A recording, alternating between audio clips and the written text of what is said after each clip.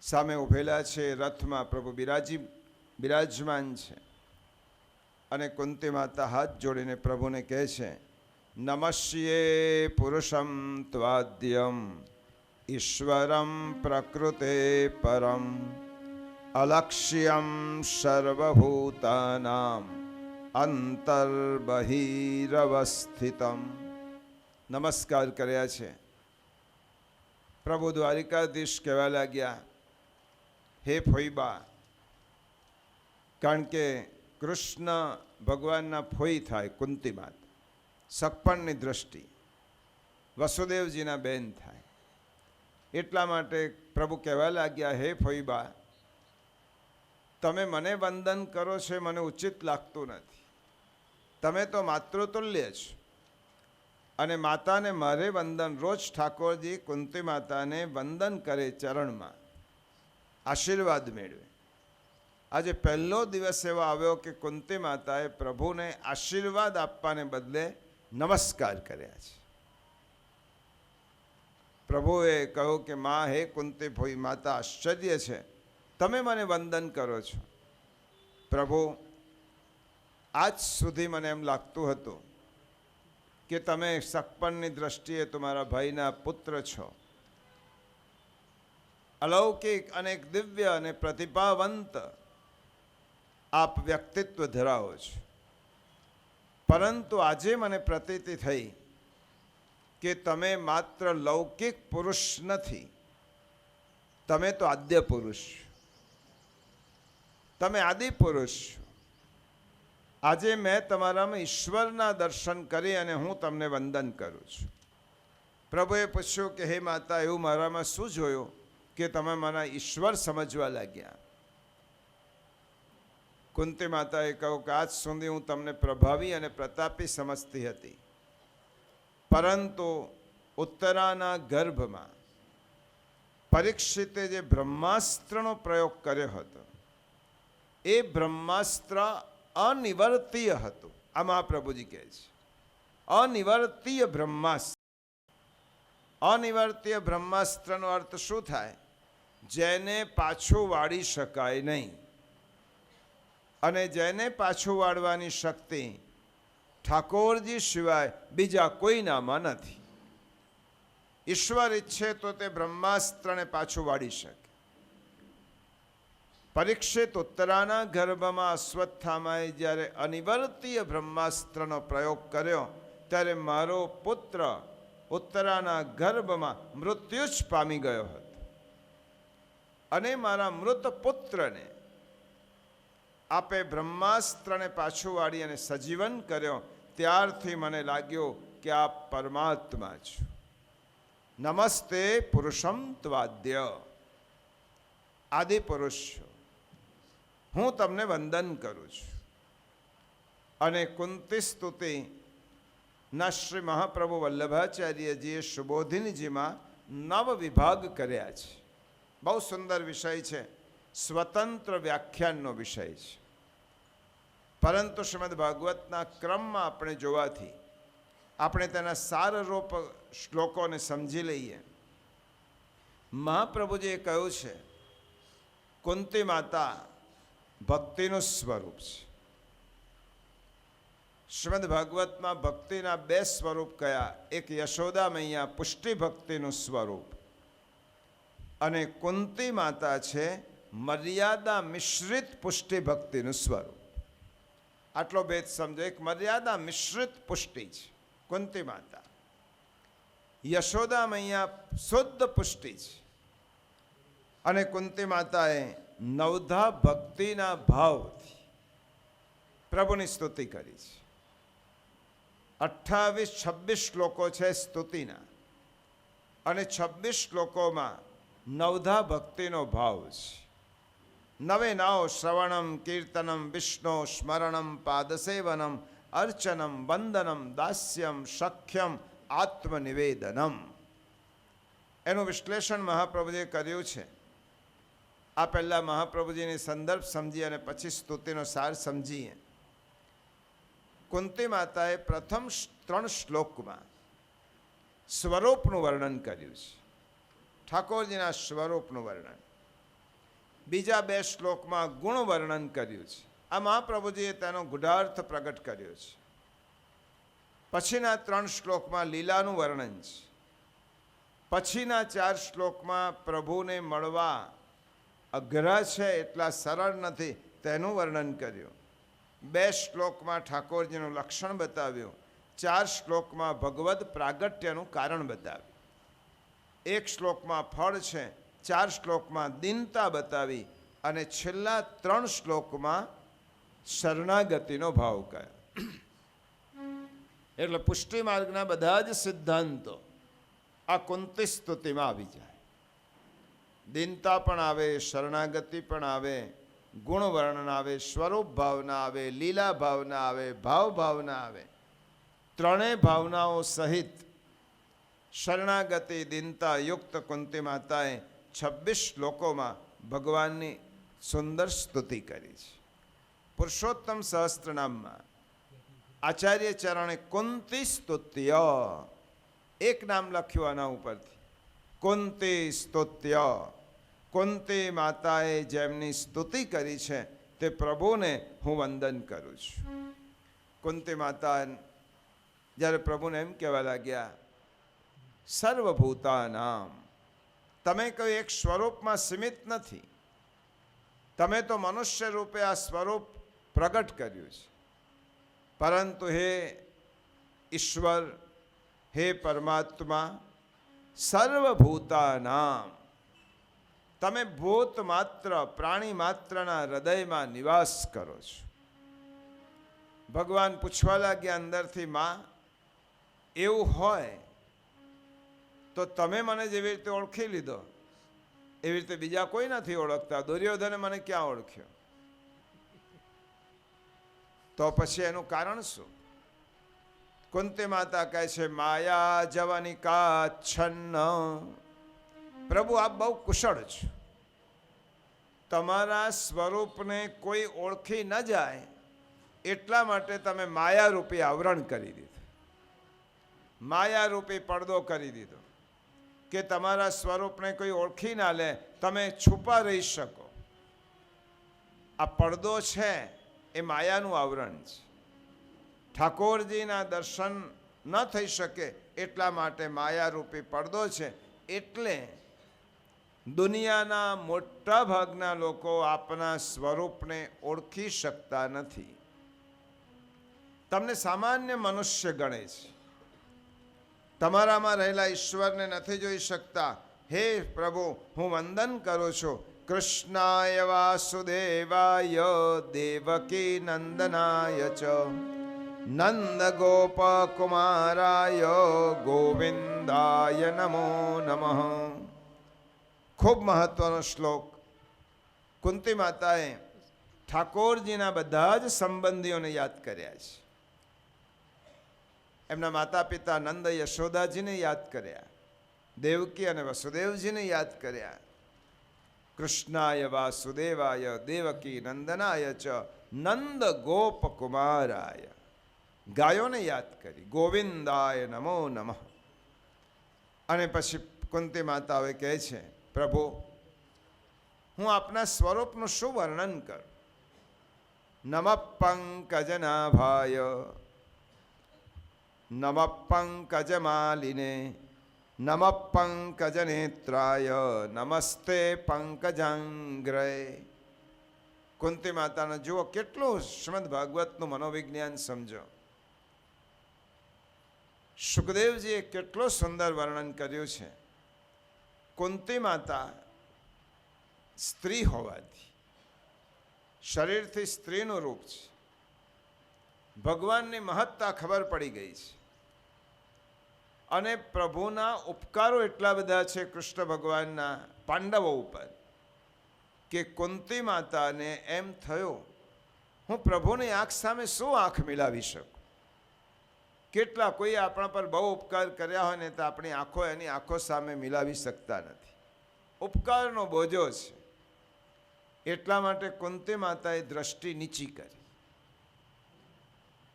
હવે દ્રષ્ટિ નીચી કરી પણ ચરણારવિંદ ઉપર દ્રષ્ટિ ન જાય, કારણ કે એક તરફ મારા ભાઈનો દીકરો છે, સગપણની દ્રષ્ટિએ મારે એને આશીર્વાદ આપવા જોઈએ.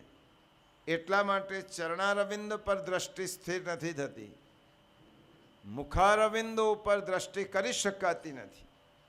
એટલા માટે કુંતી માતાએ પહેલી દ્રષ્ટિ કરી પ્રભુના નાભી કમલ પર, મધ્યમાં. નથી દ્રષ્ટિ નીચી નથી ઊંચી. અને કુંતી માતાએ જોયા છે પ્રભુના નાભી કમલ. નમઃ પંકજનાભાય. શું ઉપમા આપી કુંતી માતાએ? કમળની ઉપમા.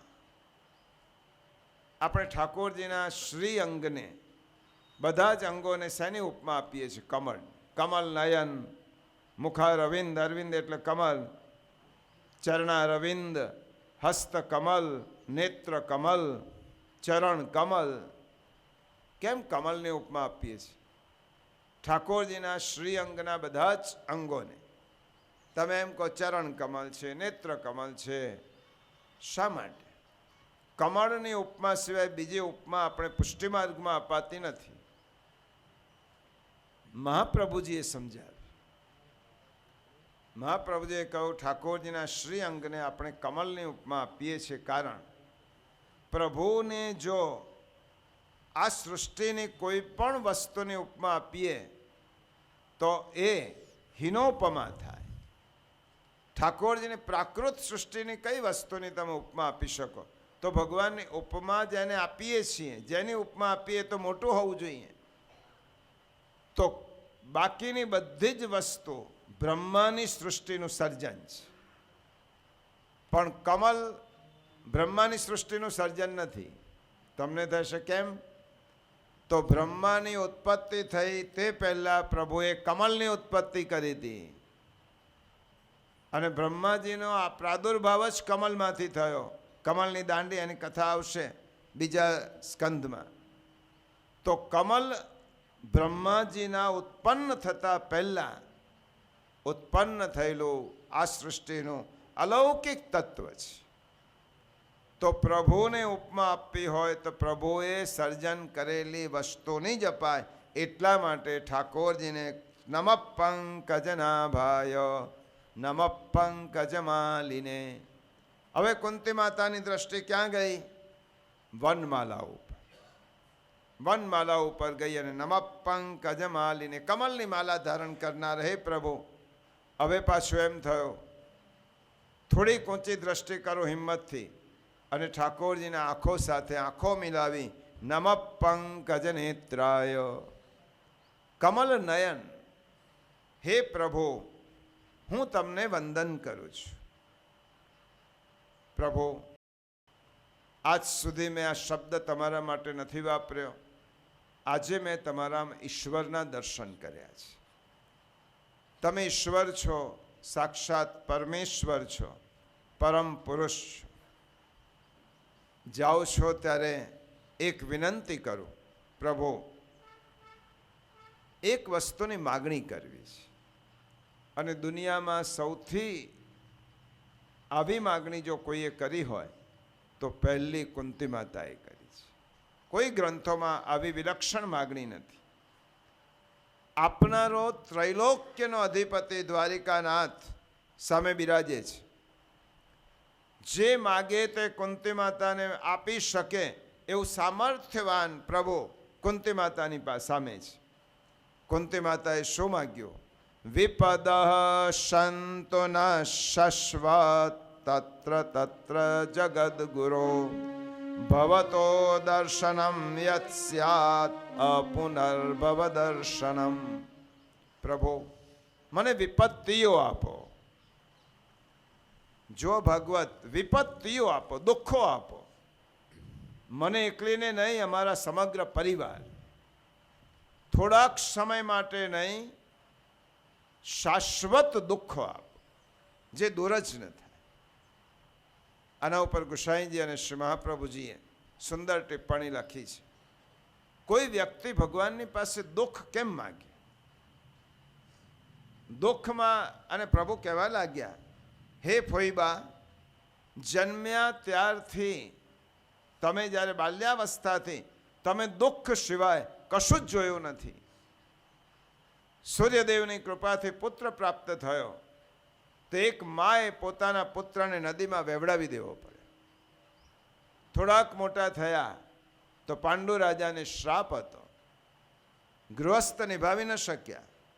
તમારા પુત્રો પિતૃ વિહોણા થયા.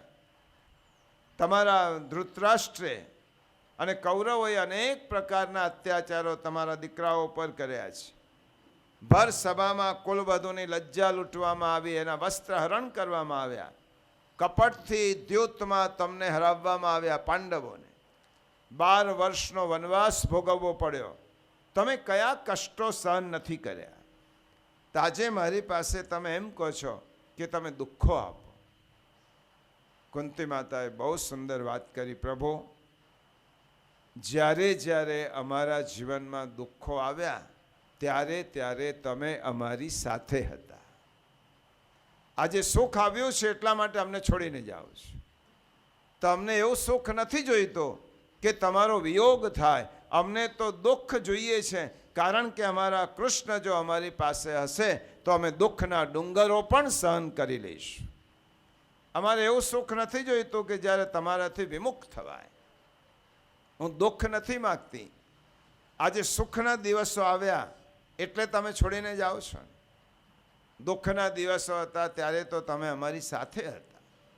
તો પ્રભુ એ દિવસો પાછા આપો કે જ્યારે તમારું સાનિધ્ય અમને સતત મળતું રહે. પ્રભુ આપણે કેટલાય લોકો ઓળખી શકતા નથી. કુંતી માતાએ કેટલી સુંદર સ્તુતિ કરી છે. પ્રભુને ઓળખવા માટે જન્મૈશ્વર્ય શ્રુતશ્રીભી, જેને મેં ધન મદ છે, જેનામાં સત્તાનો મદ છે, જેનામાં સંપત્તિનો કે વિદ્યાનો મદ છે, આ લોકો તમને ઓળખી શકતા નથી. ઉત્તમ કુળમાં જન્મેલા લોકો તમને ઓળખી શકતા નથી. જેને ઐશ્વર્ય મળ્યું છે એ લોકો તમને ઓળખી શકતા નથી. જેને વિદ્વત્તાનો ઘમંડ છે એ ઓળખી શકતા નથી.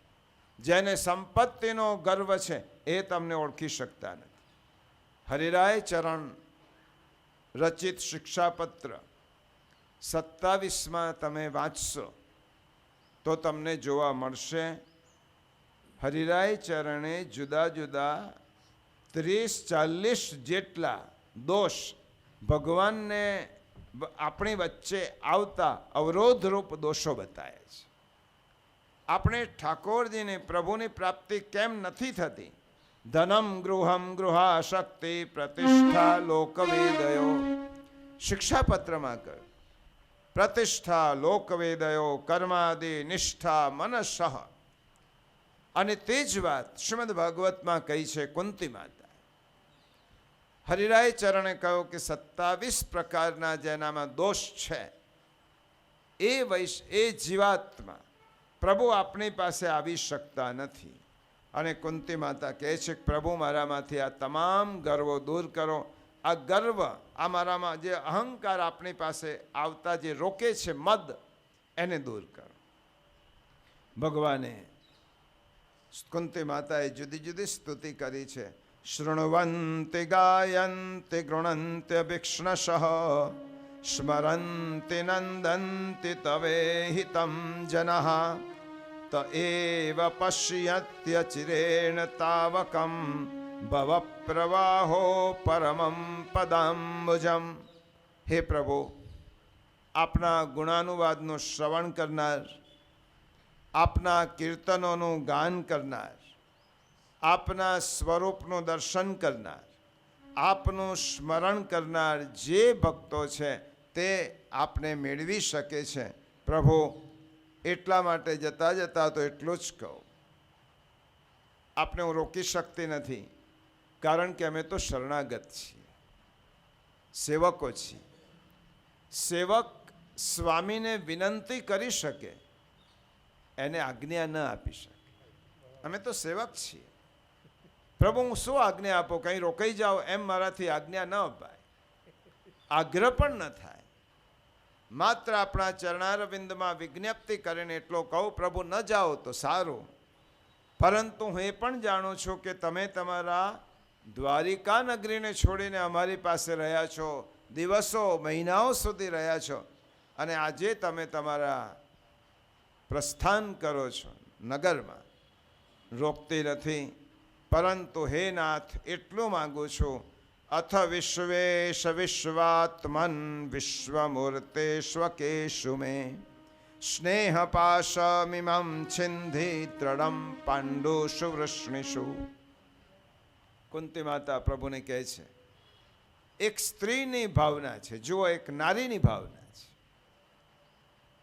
કોઈ પણ સ્ત્રીને બે કુળમાં વધારે આસક્તિ હોય છે, એક તો પોતાના પિયરના કુળમાં અને એક શ્વસુર પક્ષે.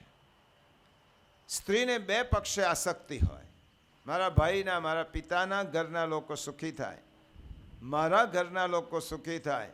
આ બંનેમાં કુંતી માતા કહે છે, મારી આસક્તિ હજી બે કુળમાં છે, યદુકુલ અને કુરુકુલ. કુરુકુલ એ મારું શ્વસુર છે અને યદુકુલ એ મારું પિયર છે. મારા મનમાં એવી ઊંડો ઊંડો હજી સ્નેહપાસ બંધાયેલો છે આ બંને માટે. પણ પ્રભુ આજે પ્રાર્થના કરું છું, વિનંતી કરું છું, આ બંનેની આસક્તિ છેદી નાખો. હવે આપના ચરણારવિંદ સિવાયમાં મને કોઈ તંતુ સાથે જોડાણ નથી કર. મારા બધા સ્નેહના તંતુઓને છેદી નાખો. અંત સમયે માણસને આ જ ભાવ હોવો જોઈએ. તમામ આસક્તિઓ જ્યારે છૂટી જાય ત્યારે ભગવદ ચરણારવિંદમાં આસક્તિ થાય.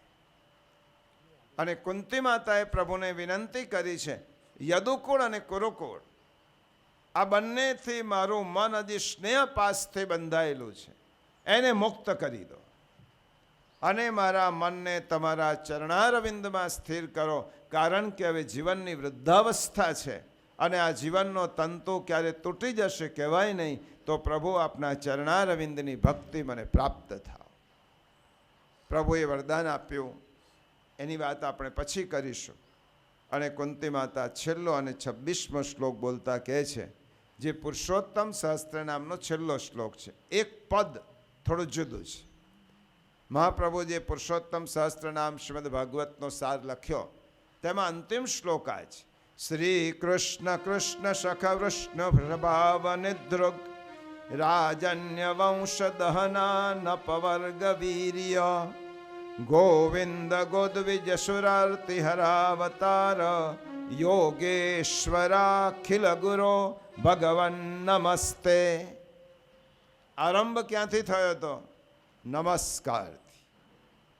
સ્તુતિનો છેલ્લો શબ્દ કયો? નમસ્તે. નમસ્યે પુરુષમ ત્વાદ્ય. કુંતી માતાએ આરંભ કર્યો નમસ્કારથી અને કુંતી માતાએ સ્તુતિનું સમાપન કર્યું નમસ્તેથી. તો કુંતી સ્તુતિ નમસ્કારના સંપુટમાં રચાયેલી છે. જીવાત્મા પરમાત્માને નમસ્કાર કર્યા સિવાય બીજું શું આપી શકે? તમે પ્રભુને શું આપી શકો?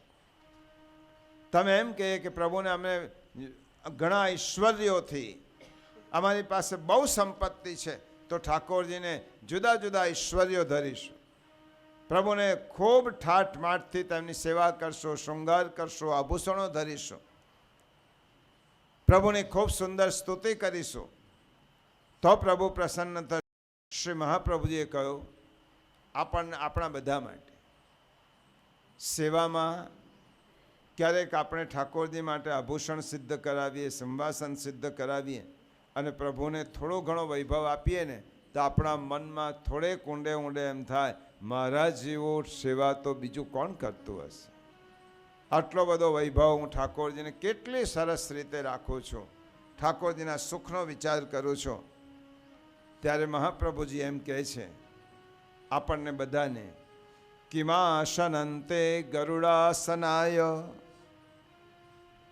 આપણે ગરુડ રત્ન જડિત ગરુડ ઉપર જે બિરાજમાન છે એને આપણે કયું સિંહાસન આપીશું? કિમાશનંતે ગરુડાસનાય કિમ ભૂષણમ કૌસ્તુભ ભૂષણાય. જેને સુંદર કૌસ્તુભ મણિ ધારણ કર્યો છે, સમગ્ર બ્રહ્માંડનો વૈભવ એક બાજુ અને કૌસ્તુભ મણિ એક બાજુ, આવો વૈભવ જેને પોતાના શ્રીઅંગ ઉપર ધારણ કર્યો છે, એને કયા આભૂષણો ધરાવ્યું? કિમ ભૂષણમ કૌસ્તુભ ભૂષણાય. લક્ષ્મી કલત્રાય કિમત્ર દેયમ. જેના ચરણારવિંદની નિત્ય સેવા સાક્ષાત લક્ષ્મીજી કરે છે, એમને હું કઈ સંપત્તિથી પ્રસન્ન કરીશ? પછી એમ થાય કે હું ઠાકોરજીના ગુણાનુવાદ કરીને પ્રસન્ન કરીશ, તો આપણે પ્રભુની શું સ્તુતિ કરી શકવાના છે? સાક્ષાત સરસ્વતી દેવી અહોરાત્ર પ્રભુના ગુણગાન ગાય છે. એનાથી વધારે સ્તુતિ તો હું શું કરી શકવાનો છું?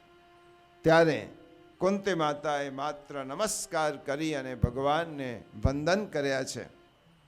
પ્રભુ રથમાંથી પાછા ઉતર્યા. કુંતી માતાને થયું કે મારી સ્તુતિથી પ્રસન્ન થઈ અને દ્વારિકાધીશ પ્રભુ રથમાંથી પાછા ઉતર્યા છે. ફોઈબા ચાલો ઘેરે આપણે ભવનમાં પાછા જઈએ. કુંતી માતાને થોડોક આનંદ થયો કે પ્રભુ મારી સ્તુતિથી પ્રસન્ન થઈને હજી થોડા દિવસ વધારે રોકાવા માટે આવ્યા છે. પાછા પધારે એટલે યુધિષ્ઠિરને થયું કે મેં બહુ આગ્રહ કર્યો હતો એટલે પ્રભુ આવ્યા. અર્જુનને એમ થયું કે મારા મિત્ર છે અને પ્રભુએ મારી મિત્રતા ધર્મ નિભાવીને પાછા આવ્યા. દ્રૌપદીને એમ થયું કે મારા ભાઈ છે અને મેં બહુ આગ્રહ કર્યો એટલે પ્રભુ પાછા રોકાયા હશે. ઠાકોરજી કોઈના માટે પાછા આવ્યા નથી. ઠાકોરજી આવ્યા છે પોતાના એક જ્ઞાની ભક્ત માટે. પ્રભુને સ્મરણ થયું. એક બાજુ કુંતી માતાની સ્તુતિ ચાલતી હતી અને બીજી બાજુ પ્રભુને સ્મરણ થયું. બધા જ કામ પૂર્ણ કર્યા છે. એક જણને આપેલું વચન હજી પૂરું કરવાનું બાકી રહ્યું છે. પ્રભુને વચન યાદ આવે.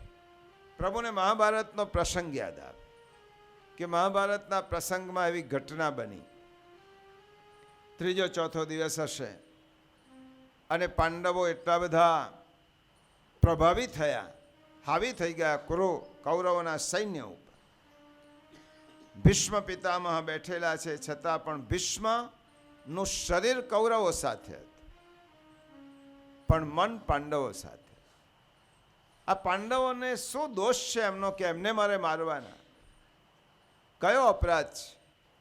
આ તો એક મેં સિંહાસનને, આ રાજગાદીઓને સાચવવાની પ્રતિજ્ઞા કરી હતી, એટલા માટે હું કૌરવના સૈન્યમાં છું. બાકી પાંડવો માટે તો ભીષ્મ દાદાને ખૂબ જ ભાવ અને અંદરનો સ્નેહ હતો, છતાં પણ પ્રતિજ્ઞાથી બદ્ધ હોવાથી કૌરવ સૈન્યની સેનાપતિ પદ સ્વીકારવું પડ્યું છે. હવે ત્રીજા દિવસે જ્યારે પાંડવો દ્વારા કૌરવોના સૈન્યને કચ્ચર ઘાણ કાઢવામાં આવ્યો, હવે દુર્યોધનને એમ લાગ્યું કે આ રીતે પાંડવો લડશે તો બહુ જલ્દી યુદ્ધનો અંત આવી જશે અને આવું ન થવું જોઈએ. કુટિલ નીતિવાળો દુર્યોધન મધ્યરાત્રિના સમયે ભીષ્મ દાદાની શિબિરમાં એટલે છાવણીમાં ગયો. રાત્રિનો સમય છે અને દુર્યોધન ભીષ્મ પિતામહની છાવણીમાં પ્રવેશ કરે છે. ભીષ્મ પિતામહ એટલે દિવસ દરમિયાન યુદ્ધ કર્મ કરવાનું અને રાત્રિ દરમિયાન ઠાકોરજીના ઓમકારના નિર્ગુણ બ્રહ્મના જપ કરવા. આંખો બંધ કરી ઉપર વસ્ત્ર ઢાંકી અને નિત્ય જપ કરે પ્રભુના. કારણ કે ભીષ્મ તો પરમ ભક્ત જ્ઞાની ભક્ત હતા. ભલે કૌરવ સૈન્યનું સેનાપતિ પદ સ્વીકાર્યું હતું, પ્રતિજ્ઞા હોવાથી જપમાં મગ્ન હતા ભીષ્મ દાદા. અને દુર્યોધન આવ્યો અને ભીષ્મ દાદાની પાસે બેસીને કહેવા લાગ્યો. ઉન્મત્ત અને ઉદ્ધત દુર્યોધને ભીષ્મ પિતામહને એમ કહ્યું કે દાદાજી એક ફરિયાદ કરવી છે. દુર્યોધન આવે એટલે ફરિયાદ હોય ને વ્યથા હોય. અર્જુન આવે તો વિનંતી હોય, પ્રાર્થના હોય, અને દુર્યોધન છે એક ફરિયાદ છે. મને એમ લાગે છે કે તમે અમારા સૈન્યમાં છો ખરા, પણ બરાબર લડતા નથી. જો સેનાપતિને આવું કહેવું, એટલા મોટા સૈન્યના અધિનાયક, કમાન્ડર ઇન ચીફ, એને એમ દુર્યોધન એમ કહે છે કે મને એવું લાગે છે કે તમે બરાબર લડતા નથી અને તમે છો અમારામાં પણ તમે પાંડવોના પક્ષે છો એવું લાગે છે. અને ભીષ્મ પિતામહનો ક્રોધ ગયો છે. ભીષ્મ પિતામહ એક દુર્યોધન જેવો ત્રીજી પેઢીનો પૌત્ર બાળક એમ કહે કે તમારા ઉપર આરોપ છે, જેને પ્રતિજ્ઞા સત્ય બનાવવા માટે કૌરવોના પક્ષમાં ઊભા છે. અને ભીષ્મ પિતામહે કહ્યું, દુર્યોધન તું શું બોલે છે? એનું ભાન છે તને? આ ગાદીને જેટલો પ્રામાણિક હું છું એટલો બીજો કોઈ નથી, અને તું મને એમ કહે છે કે તમે લડતા નથી. ગુસ્સાના ક્રોધના આવેશમાં ભીષ્મ પિતામહથી બોલાઈ ગયો, આવતીકાલે સૂર્યાસ્ત પહેલા સમગ્ર પૃથ્વી પાંડવો વગરની થશે. સૂર્યાસ્ત પહેલા સમગ્ર પૃથ્વી પાંડવો વગરની થશે. ભીષ્મ પિતામહને આ વાક્ય બોલ્યા પછી લાગ્યો, હું શું બોલ્યો? જેના રક્ષણ કરતા કૃષ્ણ છે એને હું શું બગાડી શકવાનો છું? અને પાછું બીજું વાક્ય બોલ્યા, અથવા હું યુદ્ધમાંથી નિવૃત્ત થઈ જઈશ. પહેલું વાક્ય બોલ્યા પછી ભીષ્મ દાદાને લાગ્યો, જેનું રક્ષણ ઠાકોરજી કરતા હોય એને હું શું મારી શકવાનો છું? એટલા માટે બીજું વાક્ય બોલ્યા, અથવા તો આ સેનાનું સેનાપતિ પદ છોડી દઈશ. આટલું બોલ્યા એટલે દુર્યોધનના તો બે હાથમાં લાડવા. જો પાંડવો વગરની પૃથ્વી થાય તો આ શાસન મારા હાથમાં જ છે. હું જીતે વિજેતા થઈશ. અને ભીષ્મ સેનાપતિ પદ છોડી દેશે તો મારો મિત્ર કર્ણ તૈયાર છે, કારણ કે દુર્યોધનને તો ગમતું જ નહોતું કે ભીષ્મ દાદા સેનાપતિ હોય, કારણ કે જેનો સોફ્ટ કોર્નર પાંડવો સાથે છે. અને ભીષ્મ જો છોડી દેશે આ સેનાપતિ પદ તો કૌરવ તૈયાર છે, એને હું મૂકી દઈશ. દ્રોણ તૈયાર છે, એમને મૂકી દઈશ. દાદાજી તમારા વચન પર મને વિશ્વાસ છે. અને દુર્યોધન આમ બોલીને ગયો. દુનિયામાં કોઈને આ વસ્તુની ખબર પડી નહીં, પણ શરણાગત માટે નિત્ય જાગૃત રહેતા ઠાકોરજી દ્વારિકાધીશ પ્રભુને ખબર પડી કે ભીષ્મના મોઢામાંથી આવું બોલાઈ ગયું છે. અને ભીષ્મના મોઢામાંથી બોલાયેલી વાત દુનિયાની કોઈ તાકાત એને અસત્ય કરી શકે. એટલે તરત જ પ્રભુ ઉઠ્યા છે. કુંતી માતાએ પ્રભુની સ્તુતિમાં કહ્યું હતું, પ્રભુ તમારા કેટલા ઉપકારો હું ધ્યાનમાં રાખું. મારા 5 દીકરાઓને તમે જીવંત રાખ્યા. આટલે બધા મહાસૈન્ય થયો, સંગ્રામ થયો, એમાં તમારા 6 ભાઈઓને તમે ન બચાવ્યા. દેવકીના 6 પુત્રો મૃત્યુ પામ્યા, પ્રભુએ ન બચાવ્યા. મારા શરણાગત પર કેટલો પ્રેમ કર્યો છે તમે. અને પ્રભુ ઉઠ્યા છે. ઉઠીને સીધા દ્રૌપદી ના ભવનમાં ગયા. ઉઠાડી દ્રૌપદીને બારણું ઠોક્યું. પાંચાલી, હું કૃષ્ણ છું, ઉઠ.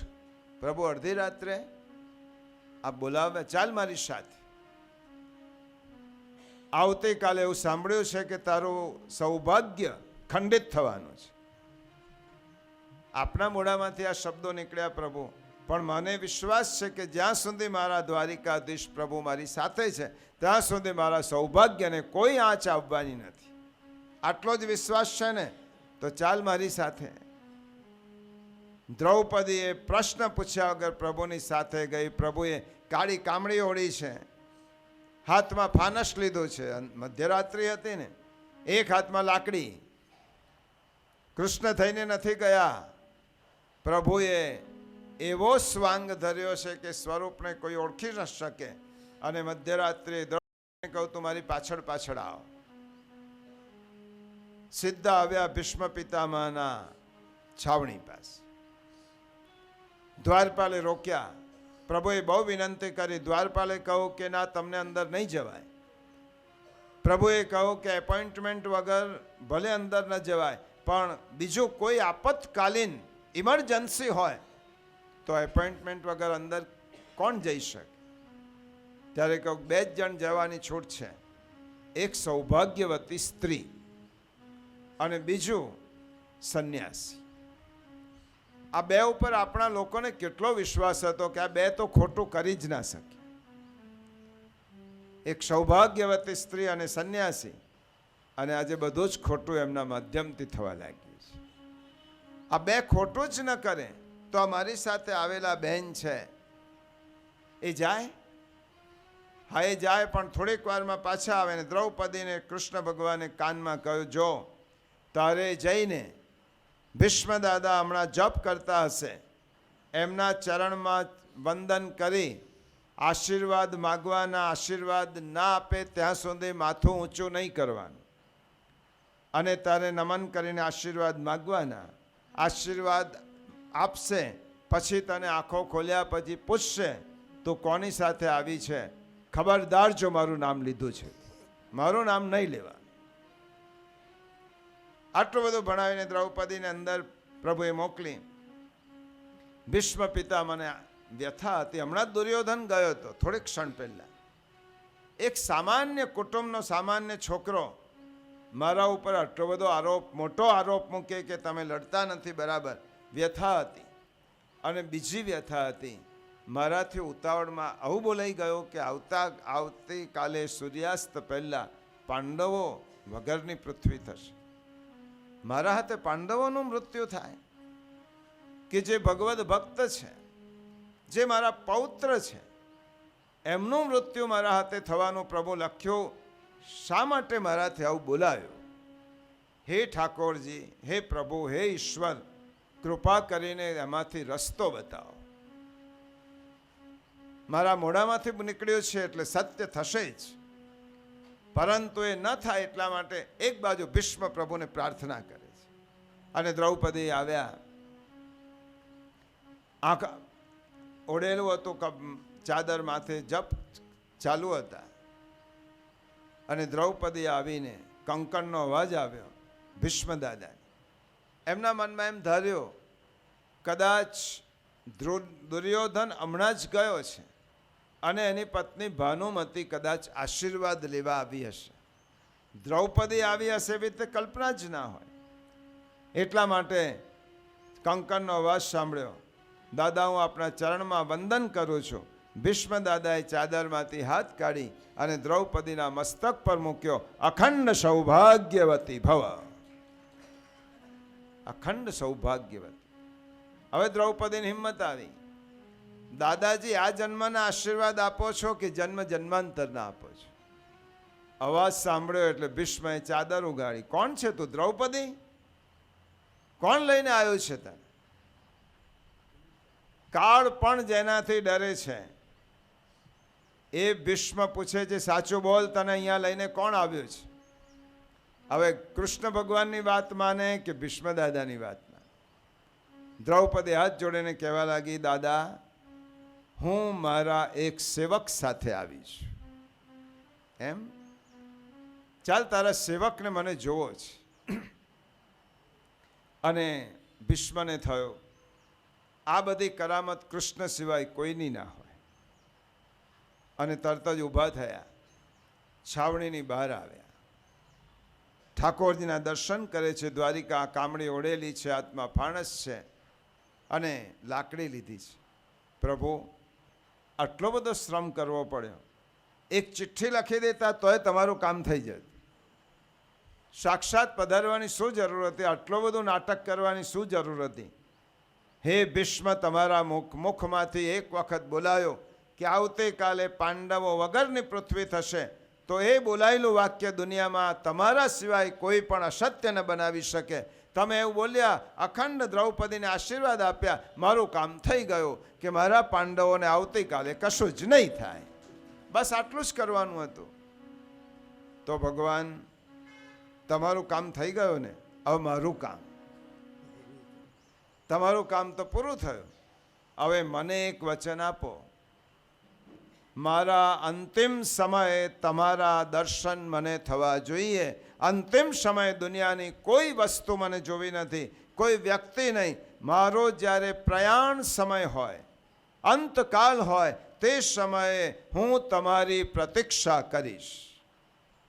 અને જ્યાં સુધી આપ નહીં પધારો ત્યાં સુધી મને તો ઈચ્છા મૃત્યુનું વરદાન છે. જ્યાં સુધી નહીં પધારો ત્યાં સુધી મારા પ્રાણ હું છોડીશ નહીં.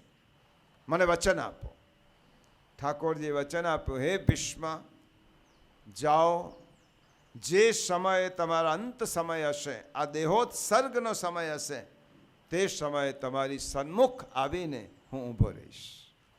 અને ભગવાનને આ યાદ આવ્યું, ભીષ્મને આપેલું વચન. અને પ્રભુ રથમાંથી ઉતરીને સીધા આવ્યા છે ગંગા કિનારે, જ્યાં શરશૈયા ઉપર ભીષ્મ દાદા પડેલા હતા. બાણોથી આખું શરીર પિંજરા જેવું બની ગયું હતું. શરીરનું બધું જ રક્ત વહી ચૂક્યું હતું. પ્રશ્ન થાય કે ભીષ્મનું મૃત્યુ કેમ નહોતું થયું? કારણ કે ભીષ્મને ઈચ્છા મૃત્યુનું વરદાન એમના પિતાએ આપેલું હતું. શા માટે આપેલું હતું? કે પિતાના સુખ માટે ભીષ્મ દાદાએ અખંડ બ્રહ્મચર્ય વ્રતનું પાલન કર્યું. એટલે પિતાજીએ ભીષ્મને કહ્યું, શાંતનુ રાજાએ, હે દેવવ્રત, જેને મારા માટે, જે પુત્રએ મારા માટે પોતાના ગ્રહસ્થાશ્રમનું બલિદાન આપ્યું છે, જ્યાં હું તને વરદાન આપું છું, તારી ઈચ્છા વગર મૃત્યુ પણ તને અડકી શકશે નહીં. અને ભીષ્મએ આ વરદાન હતું. અને ભીષ્મ જોતા હતા ઉત્તરાયણ અને ઠાકોરજીની પ્રતીક્ષા કરતા હતા. અને તે વખતે ભીષ્મ દાદા બાણ સૈયા ઉપર પડેલા છે. યુધિષ્ઠિર અને પાંડવોને લઈને પ્રભુ પધારે છે. દ્વારિકાધીશ પ્રભુના દર્શન કર્યા. ભીષ્મને થયો, આજે મારો મનોરથ પૂર્ણ થયો. મારા જીવનના અંતિમ સમયે મારે પ્રભુ સિવાય હવે કોઈનું ધ્યાન કરવું નથી. અને ભીષ્મ દાદા પ્રભુને જુએ છે, દર્શન કર્યા. અને ભગવાન યુધિષ્ઠિરને જ્ઞાન અપાવ્યું. બહુ સુંદર શાંતિ પર્વનો આખો પ્રસંગ છે. આપણે તો ભાગવતના સંદર્ભમાં જોઈએ છે. યુધિષ્ઠિરને જ્ઞાન આપ્યું છે ભીષ્મ દાદાએ. અને પછી પ્રભુને પૂછ્યું, પ્રભુ હવે અંતકાલ છે, છેલ્લી ક્ષણ છે, મારા મનમાં એક શંકા છે, એક પ્રશ્ન છે. એ પ્રશ્નનો ઉત્તર નહીં મળે ત્યાં સુધી મારો જીવ નહીં જાય. બોલો ભીષ્મ દાદા, શું પ્રશ્ન છે? કાયિક, માનસિક, વાચિક જન્મ લીધા પછી મેં કોઈ પાપ કર્યું નથી. તો આ 6 મહિના સુધી આ બાણ શૈયા ઉપર સુવાની દંડ મારા કયા પાપ કર્યો જ નથી. આ દંડ કેવી રીતે મળ્યો? મેં જીવનભર પાપ નથી કર્યું. તો પછી આ 6 મહિના સુધી આ શરીરને આટલો બધો કષ્ટ સહન કરવો પડ્યો, મારા કયા પાપનો દંડ છે? ભીષ્મ પૂછે છે ત્રૈલોક્યાધિપતિ પ્રભુને, કેટલું પોતાના ઉપર શ્રદ્ધા હશે, મેં જીવનભર ખોટું કર્યું નથી. અને તે વખતે દ્વારિકાધીશ મલકાતા મલકાતા કહેવા લાગ્યા, દાદા જવાબ આપો, તમે સારું થયું પ્રશ્ન પૂછ્યો હતો. કારણ કે મને તો દુનિયાનું બધું જ યાદ રાખવું પડે. તમે પાપ કર્યું નથી, તમે પાપ જોયું છે. કૌરવોની સભામાં દુશાસન જ્યારે પાંચાલીના વસ્ત્રનું હરણ કરતો હતો, ત્યારે દ્રૌપદીએ તમને ઉદ્દેશીને કહ્યું કે આ સભામાં એક ધર્મ પુરુષ બેઠેલા છે, એ ભીષ્મ રૂપે. આજે એમને પૂછું છું કે મારું રક્ષણ નહીં કરે, આ ધર્મ છે કે અધર્મ છે?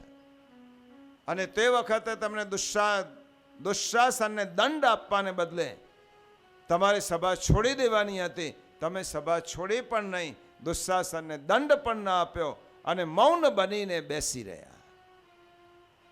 અને આ પાપાચાર તમારી આંખે જોવા લાગ્યા, એની સજા છે. કારણ કે શાસ્ત્રો તો એમ કહે છે, પાપ કરનાર, પાપ જોનાર, એને અનુમોદન આપનાર અને એને પ્રેરણા આપનાર બધા જ સમાન દોષી છે. હવે જવાબ મળી ગયો. ભીષ્મ દાદાએ કહ્યું કે હવે મને પ્રશ્નનો ઉત્તર મળ્યો. તમારા શરીરમાં દુર્યોધનનું દૂષિત અન્નનું રક્ત હતું, એ બધું વેવડાવી દીધું છે. હવે તમે શુદ્ધ થયા છો.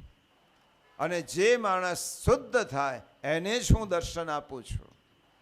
હવે તમે નિર્દોષ થયા છો. આમાં રક્ત વહી ચૂક્યો છે, દૂષિત અન્નનું રક્ત વહી ચૂક્યું છે. અને પછી ભીષ્મદાદા પ્રભુની સ્તુતિ કરે છે. અને પ્રભુને પહેલાં તો ભક્તિમાં આજ્ઞા હોય, ઠાકોરજીને પ્રેમથી આજ્ઞા કરી છે ભીષ્મદાદાએ. સદેવ દેવો ભગવાન પ્રતિક્ષતામ કલેવરમ યાવદિદમ હિનોમ્યહમ પ્રસન્ન સારુણલોચનોલ્લસન મુખાંબુજોદ્યાન પથશ્ચતુર્ભુજ. ભીષ્મદાદા કહે છે, હે પ્રભુ, હવે મારી સન્મુખ ઊભા રહો, મારી સન્મુખ ઠાળા ઊભા રહો. મારે હવે કંઈ જ જોવું નથી, કોઈની સ્તુતિ નથી કરવી, કોઈ ચિંતન નથી, કોઈ સ્મરણ નથી સિવાય આપનું. દર્શન કરતા, સ્તુતિ કરતા, સ્મરણ કરતા હું મારા દેહને છોડવા માગું છું. અને મારા સન્મુખ ઊભા રહો. જ્યાં સુધી હું મારો દેહ છોડીને આપના ધામમાં ના આવું ત્યાં સુધી તમારે અહીંથી ખસવાનું નથી, અહીંથી દૂર ન જશો. ભક્ત તો ભગવાન તો ભક્ત વત્સલ છે. ભીષ્મની વાત પ્રભુએ માની ઉભેલા છે. અને ભીષ્મદાદા 11 શ્લોકોમાં ભગવાનની સ્તુતિ કરે છે. એને ભાગવતમાં ભીષ્મ સ્તુતિ કહેવાય. મહાભારતમાં 35 શ્લોકોમાં છે, એને ભીષ્મ સ્તવરાજ કહેવાય. શ્રીમદ ભાગવતમાં 11 શ્લોકોમાં ભીષ્મ પિતામહે પ્રભુની સ્તુતિ કરી છે. મહાપ્રભુજીએ તેનું વિવરણ કરતા લખ્યું, 11 શ્લોકોમાં સ્તુતિ કરી છે. એનો અર્થ એવો થયો, ભીષ્મએ પોતાનું 5 કર્મેન્દ્રિય, 5 જ્ઞાનેન્દ્રિય સહિત 11મું મન પ્રભુને સમર્પણ કર્યું છે. હવે મારે કશું જ નથી જોઈતું. મન અને બુદ્ધિ પ્રભુને સમર્પણ કર્યા છે. એટલા માટે એકાદશ સ્કંદમાં સ્તુતિ લખી છે. આના ઉપર પણ જો શ્રી મહાપ્રભુજીના સુબોધિનીજી પ્રથમ સ્કંદ, દ્વિતીય સ્કંદ, તૃતીય સ્કંદમાં પ્રગટ રૂપે ઉપલબ્ધ છે. પછી 10મ સ્કંદ, કારણ કે મહાપ્રભુ વલ્લભને ઠાકોરજીની ત્રીજી આજ્ઞા, બીજી આજ્ઞા થઈ ચૂકી પોતાના ધામમાં પધારવાની. એટલે 3 સ્કંદ ઉપર સુબોધિનીજી પ્રગટ કર્યા પછી સીધા મહાપ્રભુ વલ્લભે 10મ સ્કંદ પર સુબોધિનીજી પ્રગટ કર્યા. એના આખા સુબોધિનીજી છે. અને 11મા સ્કંદના 3 અધ્યાય સુધીના સુબોધિનીજી પ્રગટ કર્યા. અને ઠાકોરજીની ત્રીજી અને છેલ્લી આજ્ઞા હતી, વલ્લભ, હવે તમારો વિરહ મને સહન નથી થતો, તમે આ ધામમાં પધારો. અને શ્રી વલ્લભે દેહોત્સર્ગ આસુર વ્યામો લીલા કરીને ભગવત ધામમાં, પોતાના ધામમાં પધાર્યા છે. એટલા માટે આ સ્કંદમાં ભીષ્મ સ્તુતિના સુબોધિનીજી પણ શ્રી વલ્લભે ખૂબ સુંદર રીતે પ્રગટ કર્યા છે. ઇતિ મતિરૂપકલ્પિતા વિતૃષ્ણા ભગવતી સાત્વત પુંગવે વિભુમ્ની સ્વસુખમુપગતે ક્વચિદ વિહરતુમ પ્રકૃતિમુપેયુષી યદ્ભવ પ્રવાહ. ભીષ્મદાદા કહે છે, ખૂબ સુંદર છે, એનો સાર સમજી લઈએ. ઇતિ શબ્દ સંસ્કૃતમાં ક્યારે થાય? જ્યારે પૂરું થવાનું હોય ત્યારે. ઇતિ શ્રીમદ ભાગવત પુરાણે, ઇતિ શ્રીમદ ભગવદ્ ગીતાસુ. જે અક્ષરથી, જે શબ્દથી સમાપન થવાનું હોય એ શબ્દ, એ પદ ભીષ્મ પિતામહે પહેલું લખ્યું છે. ઇતિ મતિ રૂપ કલ્પિતા. આચાર્ય ચરણ સમજાવે છે, ભીષ્મ દાદાનું આ છેલ્લો મુકામ છે, અંતિમ સમય છે. એટલા માટે જીવન યાત્રાની આ ઇતિ છે. આના પછી ભીષ્મ દાદા હવે કોઈ વસ્તુ જોવાના નથી. એટલા માટે ઇતિથી શરૂઆત થઈ છે. પ્રભુ, મારા મન અને બુદ્ધિ હું આપણા ચરણમાં સમર્પણ કરું છું, તેનો સ્વીકાર કરો. આ મન અને બુદ્ધિ આપને સમર્પિત છે. ગદ્ય મંત્રમાં આપણે બોલીએ છીએ, પ્રભુને આ સમર્પણ કરો. અને ઠાકોરજી પૂછે, દાદા હવે છેલ્લા સમયે મન અને બુદ્ધિ મને આપવા આવ્યા છો, આજ સુધી ક્યાં ગયા હતા? અને મારા સિવાય બીજો કોઈ શોધી કાઢો આપવા માટે મળતો હોય તો. ત્યારે ભીષ્મ દાદાએ કહેવા લાગ્યો, ત્રિભુવન કમનમ તમાલ વર્ણમ, ત્રણેય લોકમાં આપ એટલા બધા સુંદર છો, આપની પાસે સંસ્કાર સૌંદર્ય છે, સ્વરૂપ સૌંદર્ય છે, સ્વભાવ સૌંદર્ય છે. એમનામ એટલા માટે પ્રભુ આપના સિવાય મને બીજું કોઈ પણ મળતું નથી મારી બુદ્ધિને પરણાવવા માટે. એટલા માટે મારી મન અને બુદ્ધિને હું આપની સાથે પરણાવવા ઈચ્છું છું. અને તમારા જેવો વર મને ક્યાંથી મળે? એટલે મારી બુદ્ધિનો સ્વીકાર. તો આ બુદ્ધિ કોઈ પહેલાં કોઈ સાથે પરણી નથી. ભીષ્મ પિતામહ આ બુદ્ધિ કુંવારી છે, કોઈને મેં આપી નથી. એટલા માટે તમારામાં તમારી સાથે પરણાવવા માંગુ છું. ઠાકોરજીએ પછી બહુ ભીષ્મ દાદાએ વિનંતી કરી, પ્રભુ તે સમયનું મને દ્રશ્ય યાદ આવે છે. યુદ્ધનું મેદાન હતું. વ્રજમાં તો આપ ગોરજથી શોભતા હતા, કુરુક્ષેત્રના મેદાનમાં આપ ખુરજથી શોભવા લાગ્યા. ગોરજ એટલે ગાયની રજ, અને ખુરજ એટલે ઘોડાના ચરણોની રજથી પ્રભુ શોભતા હતા. કુરુક્ષેત્રના મેદાનમાં તો પ્રભુને શેની રજ ઉડે? ગાયો ના હોય ત્યાં, ત્યાં તો અશ્વો હોય. ખુરજથી શોભતા હતા. અને તે વખતે તમે કેટલું વિલક્ષણ! પ્રભુ એક બે પ્રશ્ન, એક હજી શંકા છે. પ્રભુ, સેવક સ્વામીને આજ્ઞા કરી શકે? શક્ય જ નથી. પરંતુ અર્જુન તમારો સેવક છે અને તમને આજ્ઞા કરી, સેનયોરુભયોર મધ્યે રથમ સ્થાપયમેચ્યુત. હે કૃષ્ણ, મારો આ રથ બંને સેનાઓની વચમાં લઈ જાઓ. અર્જુન આપણે આજ્ઞા કરે અને તે આજ્ઞા આપે પાડી, તો તમે તો સ્વામી હતા, અર્જુન સેવક હતો. છતાં પણ આજ્ઞા પામી. ભગવાને કહું, તે વખતે હું સ્વામી નહોતો, સારથીની ભૂમિકામાં હતો. અને સારથી હોવાથી રથીની આજ્ઞા માનવી પડે. ભીષ્મ દાદાએ કહું, બરોબર છે, તમારી વાત સમજી ગયો, પણ એ ચાલો તમે વાત માની લીધી. બે સેનાની વચમાં તમે રથ લાવ્યા અને પછી અર્જુનને આંગળી બતાવીને ઓળખાણ આપવા લાગ્યા. આ દ્રોણ છે, આ ભીષ્મ છે, આ કર્ણ છે. અર્જુન અમને ઓળખતો નહોતો. અર્જુનને ખબર નહોતી ભીષ્મ કોણ છે, કે દ્રોણ કોણ છે, કે આ કોણ છે. આંગળી બતાવીને તમે ઓળખાણ આપવા લાગ્યા. પ્રભુ, અર્જુનને તો કદાચ ખબર નહીં પડી હોય, પણ તમે એવી લીલા કરી, અમારી સામે આંગળી બતાવીને તમે અમારું આયુષ્ય, અમારું તેજ અને અમારું પરાક્રમ ખેંચી લીધું. તે વખતે અર્જુન યુદ્ધ જીતી ચૂક્યો હતો. પછી તો યુદ્ધનું નાટક કરવાનું. અર્જુનને અડધો યુદ્ધ તો તમે અમારો પરિચય કરાવતા જીતી લીધું. પ્રભુ, આપની કુશળતા માટે ગીતા જ્ઞાન આપનાર હે કૃષ્ણ પ્રભુ, હું આપને વંદન કરું છું. તમારા ચરણ કમલમાં મારું મન હંમેશા માટે સ્થિર રહે. પછી તો ભીષ્મ દાદાએ વ્રજનું સ્મરણ કર્યું છે, ગોપિકાઓનું સ્મરણ કર્યું છે. 11 શ્લોકોમાં ભીષ્મ પિતામહે ખૂબ સુંદર સ્તુતિ કરી. 11 શ્લોકો પૂર્ણ થયા. ભીષ્મનો પ્રયાણ સમય આપ્યો અને ભીષ્મ દાદાએ આંખો બંધ કરી, હવે પ્રભુ આપનું ચિંતન કરતાં કરતાં હું દેહને છોડું છું. અને તે વખતે આકાશમાંથી દેવતાઓએ પુષ્પવૃષ્ટિ કરી. ધન્ય છે ભીષ્મને, ધન્ય છે ભીષ્મના આ જીવન યાત્રાને પ્રયાણ કાળને. આપણે પણ આ પ્રસંગ પરથી, પેલું ભજન તૈયાર છે, આપણે પ્રસંગ પરથી એટલું કહીએ પ્રભુને. અમે ભાગવત સાંભળીએ છીએ.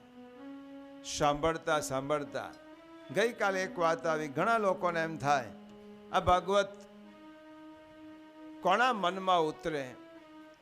જેનું મન નિર્મલ હોય અને બધા જ દોષો દૂર થઈ ગયા હોય, એના મનમાં ભાગવત રસ ઉતરે. આપણને એમ થાય કે અમે નિર્દોષ થવાના નથી, તો ભગવત રસ ઉતરશે કે નહીં, એના માટે બીજો રસ્તો બતાવ્યો. હું તમને એક પ્રયોગ બતાવું. એક બોટલમાં દૂષિત પાણી છે. હવે તમને કોઈ એમ કહે કે આ દૂષિત પાણીને આખી બોટલમાંથી પાણી કાઢ્યા વગર તમે એની અંદર શુદ્ધ પાણી ઉમેરી દો. જગ્યા જ નથી બોટલમાં. હવે ગંદુ પાણી કાઢવાનું નથી, અને ગંદુ પાણી કાઢ્યા વગર અંદર ચોખ્ખા પાણીથી બોટલ ભરી દેવાની છે. શું કરશો? હોશિયાર માણસે વિચાર કર્યો, કશું જ કરવાની જરૂર નથી. ગંદી બોટલમાં સતત ચોખ્ખા પાણીની ધાર વહેતી કરો. પર જેટલું ચોખ્ખું પાણી વહેતું થશે, સતત વેવડાવો ધાર, ઓટોમેટિક ગંદુ પાણી નીકળી જશે અને ચોખ્ખા પાણીની બોટલ ભરાઈ જશે. પ્રિયજનો, આપણે દોષોને કાઢવા માટે વૃથા પ્રયત્ન નહીં કરવાનો. ભાગવત રસનું પાણી અંદર સતત રેડ્યા કરવાનું. સમય જતાં આપણું હૃદય શુદ્ધ થશે. એટલા માટે નિગમ કલ્પતરોર ગલિતમ ફલમ, સતત શ્રવણ કરો, સતત તેનું પાન કરો. મંદરની અશુદ્ધિઓ જશે નહીં જાય તેની ચિંતા ન કરો. અંદર ભગવદ રસ રેડ્યા જ કરો, રેડ્યા જ કરો, રેડ્યા કરો. ત્યાં સુધી રેડો કે જ્યાં સુધી અશુદ્ધિ ન દૂર થાય ત્યાં સુધી. આપણે ઠાકોરજીને વિનંતી કરીએ, પ્રભુ અમારો પ્રયાણકાળ પણ આવો હોય ભીષ્મદાદા જેવો. ઇતના તો કરના સ્વામી, જબ પ્રાણ તન સે નિકલે. इतना तू करना स्वामी, जब प्राण तन से निकले.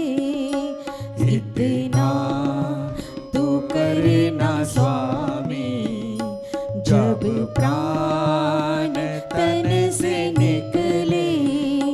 गोविंद नाम लेकर फिर प्राण तन से निकले.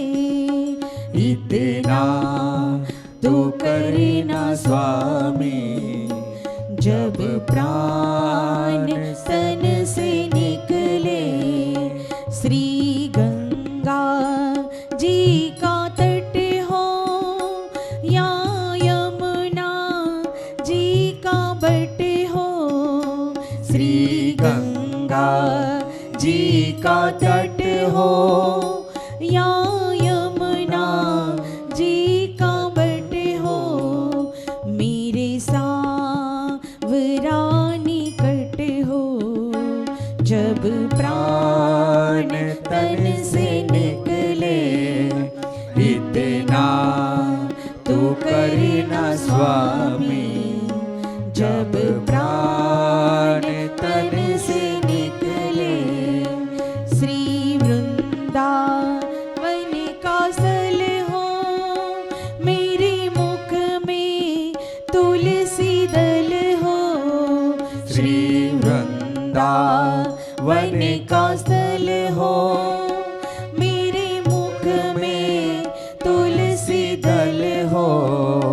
विष्णु चरण का जल हो, जब प्राण तन से निकले. इतना तू करना स्वामी, जब प्राण तन से निकले. शीर सोह नाम कट हो, मुखड़े पे काली लट हो. सिर सोहना मुकुट हो, मुखड़े पे काली लट हो. यही ध्यान मेरे घट हो, जब प्राण तन से निकले. इतना तू करना स्वामी, जब प्राण तन से निकले. जब कंठ प्राण आवे, कोई रोग ना सतावे. यम दर्शन ना दिखावे,